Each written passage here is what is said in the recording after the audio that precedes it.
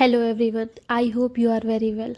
आप ये जो तस्वीर देख रहे हैं ये बहुत ही खास महिला की तस्वीर है।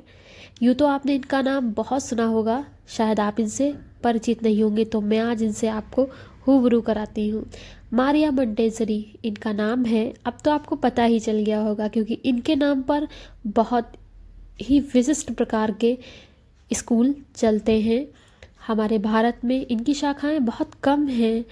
ऐसी कौन सी पद्धति इन्होंने शिक्षण पद्धति अपनाई कि भारत में ये विद्यालय बहुत कम है और हर टीचर का, हर पेरेंट्स का, हर बच्चे का ये सपना होता है कि वो इस विद्यालय में पढ़ें। तो जानेंगे हम खास इनकी शिक्षा पद्धति में और इनके बारे में, इन्होंने इन विद्यालयों की किस प्रकार स्थापना की और ऐसा क्या खास था इनकी शिक्षण पद्धति में। तो चलिए जानते हैं मारिया मोंटेसरी।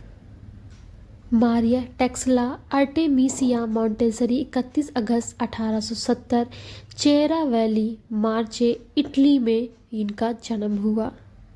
6 मई 1952 को 81 वर्ष की आयु में नीदरलैंड में इनकी मृत्यु हो गई। मारिया मोंटेसरी एक इतालवी चिकित्सक, शिक्षिका और नवप्रवर्तक थी जो अपनी शिक्षा पद्धति के लिए प्रशंसित थी, जो बच्चों के स्वाभाविक रूप से सीखने के तरीके पर आधारित थी। मारिया एक शानदार छात्रा थी, आत्मविश्वासी, महत्वाकांक्षी और महिलाओं के लिए पारंपरिक अपेक्षाओं से सीमित होने को तैयार बिल्कुल नहीं थी। 13 साल की उम्र में इन्होंने इंजीनियरिंग कॉलेज में कैरियर बनाने के लिए लड़कों के तकनीकी संस्थान में प्रवेश लिया, क्योंकि तब लड़कियों को इतना पढ़ने की इजाज़त नहीं थी। मैं बात बहुत पुराने समय की कर रही हूँ, इसलिए इनको अपनी शिक्षा के लिए लड़कों के विद्यालय में एडमिशन लेना पड़ा। हालांकि समय के साथ इनका मन बदला और इन्होंने डॉक्टर बनने का फैसला किया, लेकिन इनकी वहाँ भी मुश्किलें कम होने वाली नहीं थी। इनको चिकित्सा विद्यालय में एडमिशन लेने के लिए बहुत ही जद्दोजहद करनी पड़ी, लेकिन यह हार मानने वालों में से नहीं थी। अंततः इन्हें एडमिशन मिल जाता है, जो कि ऐसा माना जाता है महिलाओं के लिए ये पहला दरवाज़ा चिकित्सा विद्यालय के लिए खुला था। मारिया को जो भी चुनौती मिली उनको उन्होंने बखूबी स्वीकार किया। उन्होंने बच्चों में बौद्धिक और विकासात्मक विकलांग बच्चों को पढ़ाने के प्रचलित तरीकों का अवलोकन करने और उन पर सवाल उठाने के लिए प्रेरित किया। 1907 में मारिया ने रोम के एक गरीब आंतरिक शहर जिले सैन लोरेंजो में एक पूर्ण दिवसीय चाइल्ड केयर सेंटर खोलने की चुनौती स्वीकार की।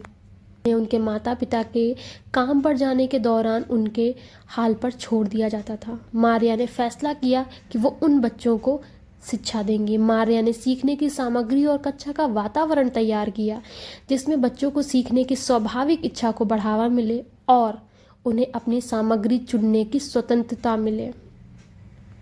मारिया दिन पर दिन प्रचलित होती चली जा रही थी अपनी शिक्षा पद्धति के कारण, जिसके कारण इनकी एक पागल खाने के बच्चों को पढ़ाने के लिए नियुक्त की गई, जिसको इन्होंने स्वीकार किया और ये वहाँ पर गई। इन्होंने क्लासरूम को एक खेल के रूप में परिवर्तित कर दिया, बच्चों को हर चीज़ की स्वतंत्रता दी, बच्चों को आत्मनिर्भर बनाया और बच्चों को खुद से काम करने के लिए बोला। फिर मद्रास से इनको इनविटेशन भेजा गया। फिर इनका हुआ भारत में आगमन।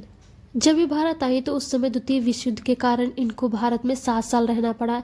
ये भारतवासियों के लिए बहुत ही सुनहरा मौका था, जिसके कारण टीचर्स ने इनसे ट्रेनिंग ली और भारत में विद्यालय खोले।